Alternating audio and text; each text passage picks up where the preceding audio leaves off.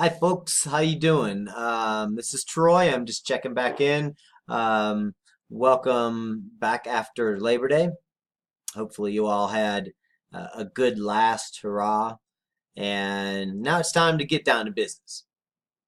So when you look at section three, um, we're focusing, of course, on chapter three in the textbook, which is spanning the world, gender spanning the world. If you're going to be successful this particular week, you're going to want to work your way through Half the Sky, which is a documentary that was produced after and, of course, in reference to the book that you have to do a book report on.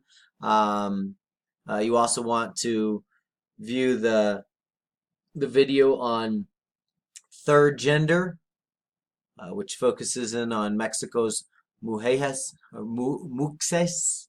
Sorry, and then the two lectures, of course, and take the section three quiz.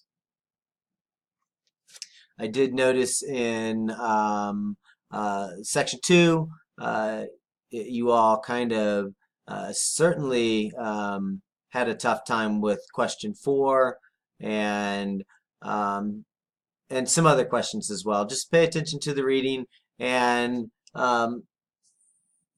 be warned that at least one of the questions will most likely come out of the other material as well.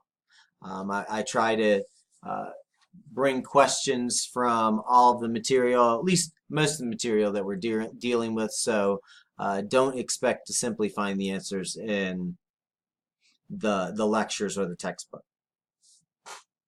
So chapter three, the idea of spanning the world or looking at it, the cross-cultural constructions of gender.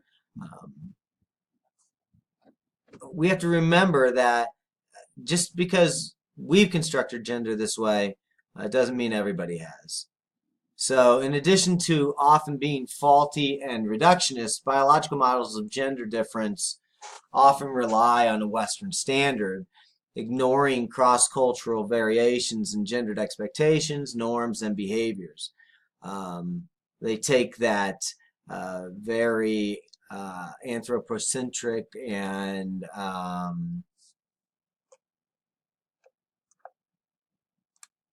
xenophobic perspective. Anthropologists such as Margaret Mead, who posited that gender expectations of other cultures differed from the Western model, ultimately challenged that biological myth that we've been talking about. Although differences are not universal from an anthropological perspective, analysis of gender have identified two commonalities across culture. First, men and women are differentiated and often segregated, such as in the labor force, and second, male domination is often present, which was commonly determined by cultural traditions based in biological myths.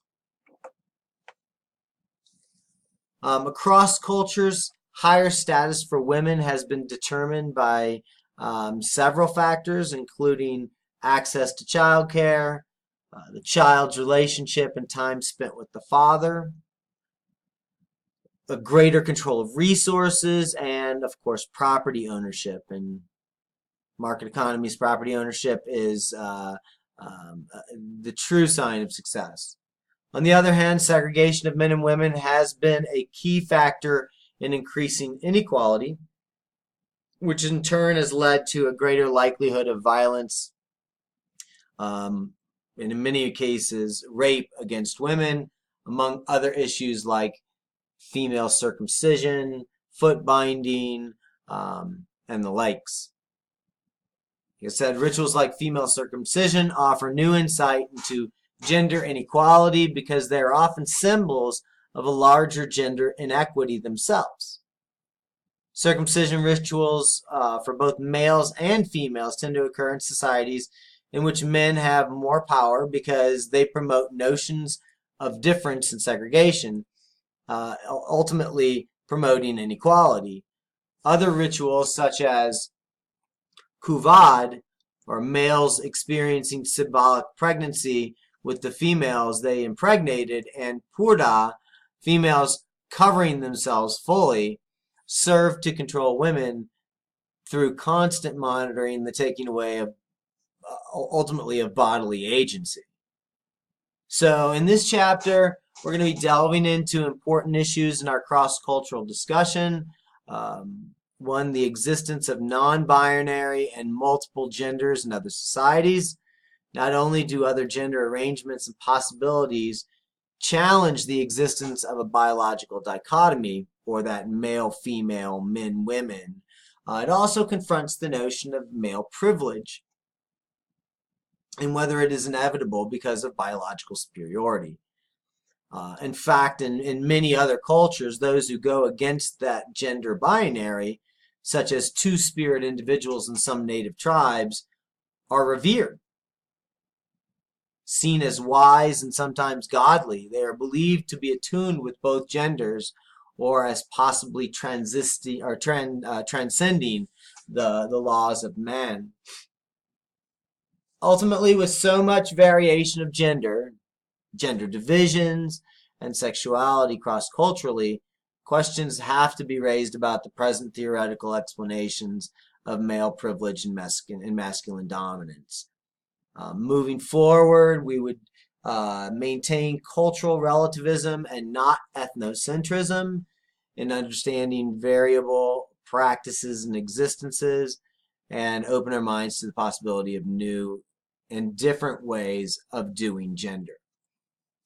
So we're going to start to challenge these gender dichotomies as we move through this course. So